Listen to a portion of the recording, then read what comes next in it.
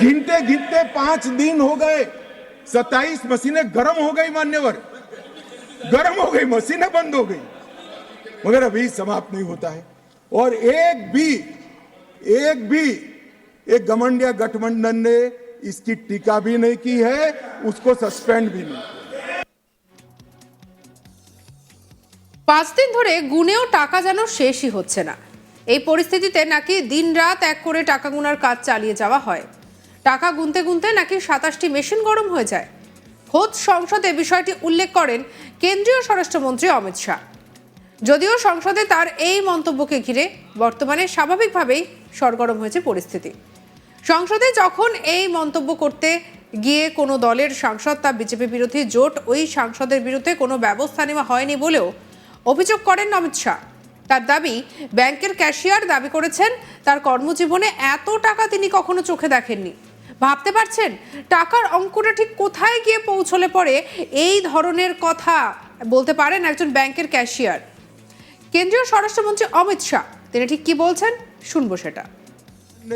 अभी झारखंड में किसी एमपी के यहाँ, मैं किस दल के हैं कहना नहीं चाहता, पूरी दुनिया जानती है, इतनी सारी कैश मिली कि बैंक के कैशियर कहते हैं हमने भी इतनी कैश कभी देखी नहीं है। गिनते गिनते 5 दिन हो गए, 27 मशीनें गर्म हो गई मान्यवर, गर्म हो गई, मशीनें बंद हो गई, मगर अभी समाप्त नहीं होता है। और एक भी एक घमंडिया गठबंधन ने इसकी टीका भी नहीं की है, उसको सस्पेंड भी नहीं किया। एक भी। মদ ব্যবসায়ী তথা কংগ্রেসের রাজ্যসভার সাংসদ ধীরজ সাহু শনিবার 9 ডিসেম্বর রাঁচির বাড়ি থেকে 3 ব্যাগ ভর্তি টাকা উদ্ধার করেছিলেন আয়কর দপ্তরের অফিসাররা। এছাড়া ওড়িশার একটি মদ কারখানা থেকে উদ্ধার হয়েছিল 300 কোটি টাকা। মদ কারখানার শীর্ষকর্তা বান্টি সাহুর বাড়ি থেকে টাকা ভর্তি প্রায় 19টি ব্যাগ উদ্ধার করা হয়। এ নিয়ে এখনো পর্যন্ত 353 কোটি টাকা উদ্ধার হয়েছে বলে আয়কর দপ্তর সূত্রে খবর। উদ্ধার হওয়া কোটি কোটি টাকা গুনতে ঘুম ছোটে মানুষের, বিকল হয়ে পড়ে যন্ত্র। 4 দিন পেরিয়েও শেষ হচ্ছে না টাকার পাহাড়। 136টি ব্যাগ ভর্তি নগদ টাকা হওয়ার কথাও ছিল। শুক্রবার নোট গণনায় 225 কোটি টাকা পাওয়া গিয়েছে। আর এই বিপুল পরিমাণে কালো টাকা অন্য আরও একটি কোনো এজেন্সি করেছে কিনা তা নিয়েও ইতিমধ্যেই প্রশ্ন উঠতে শুরু করেছে।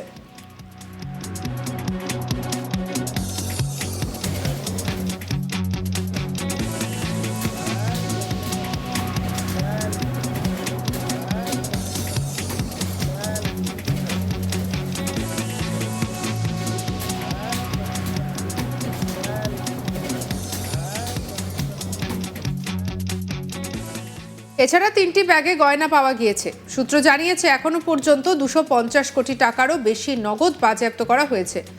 ওড়িশার সরকারি ব্যাংকের শাখাগুলিতে ক্রমাগত নগদ জমা করা হচ্ছে। এই নোটগুলির বেশিরভাগই 500 টাকার। ধীরাজ সাহুর বাড়ি থেকে 200 কোটির বেশি নগদ এবং 3 ব্যাগ গয়না পাওয়ার পরে রাজনৈতিক মহলে বেড়েছে উত্তেজনা। রাজস্থানের রাজধানী জয়পুরের হাওয়া মহল আসন থেকে নির্বাচিত বিজেপির নতুন বিধায়ক বাল মুকুন্দ আচার্য কংগ্রেস দল এবং ধীরাজ সাহুর বিরুদ্ধে প্রতিবাদে রাস্তায় নামে। কংগ্রেসের বিরুদ্ধে স্লোগান তুলে বিজেপি নেতারা বলছেন আলমারিতে 310 কোটি টাকারও বেশি পাওয়া গিয়েছে। জনসাধারণ তাদের মিথ্যা অভিযোগ জানে, সমস্ত সংস্থা তাদের কাছে জমা করা টাকা তুলে নেবে, দোষীদের শাস্তি হবে। সারা দেশে যেখানেই কংগ্রেসের সরকার হয়েছে সেখানে লুটপাট করেছে, আমরা সবকিছুর হিসাব নেব। ধীরাজ সাহুর বাড়িতে নগদ টাকা সহ 3টি গয়নার ব্যাগ মেলে। তিনি আরও কত টাকা লুকিয়ে রেখেছেন তা খতিয়ে দেখছে আয়কর দপ্তর।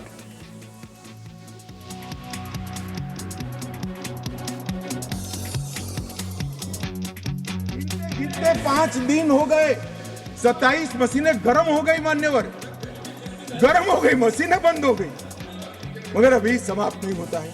और एक भी एक घमंडिया गठबंधन ने इसकी टीका भी नहीं की है, उसको सस्पेंड भी नहीं। गिनते गिनते 5 दिन हो गए।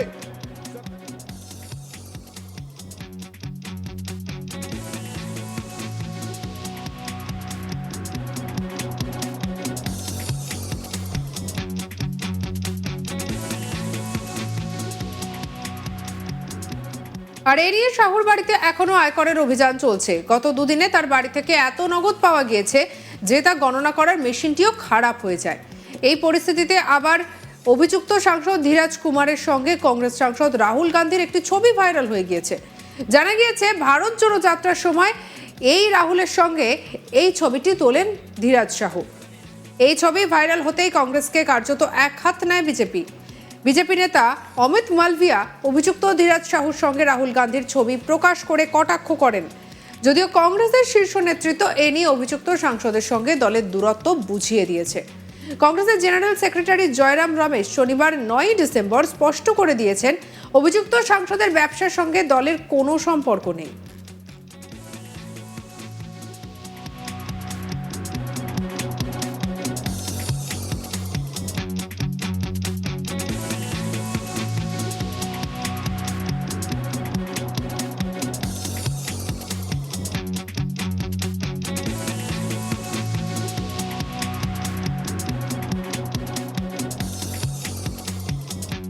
আর এই সেই ছবি, যে ছবিটার কথা আপনাদেরকে বলছিলাম, রাহুল গান্ধীর সঙ্গে ধীরাজ সাহুর ছবি, যে ছবিকে কেন্দ্র করে এতটা উত্তেজনা ছড়িয়েছে।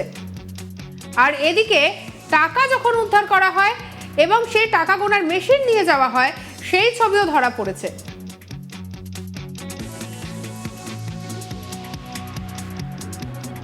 আর এই সমস্ত কিছু নিয়ে এবারে তোপ দেখেছেন অমিত শাহ বলছেন যে 5 দিন ধরে টাকা গুনেও নাকি শেষ হচ্ছে না। এমন পরিস্থিতি যে দিনরাত এক করে টাকা গোনা হচ্ছে, তারপরেও নাকি টাকা গুনতে গিয়ে 27টি মেশিন গরম হয়ে যাচ্ছে, এমনকি মেশিন খারাপ হয়ে যাওয়ার ঘটনাও আমরা শুনেছি।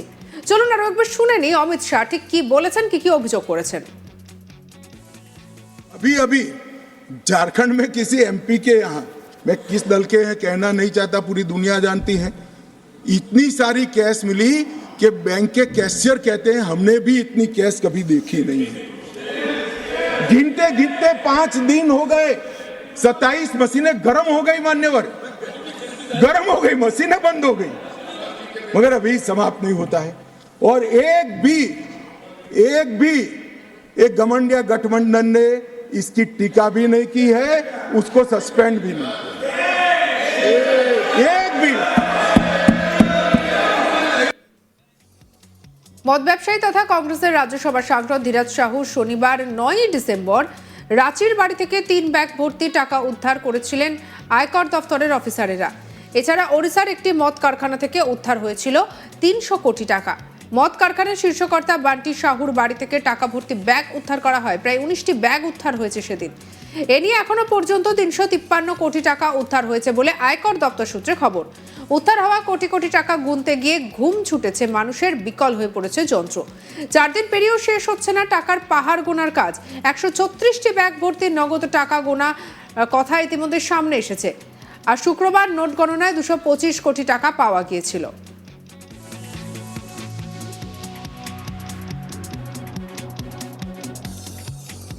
সঙ্গে রাখুন আজ তাক বাংলাকে অন্যান্য খবর। পরবর্তী আপডেটের জন্য লাইক, কমেন্ট, শেয়ার, সাবস্ক্রাইব করতে ভুলবেন না। আমরা এখন রয়েছি হোয়াটসঅ্যাপেও, তাই ফলো করে নিন, আপডেটেড থাকুন।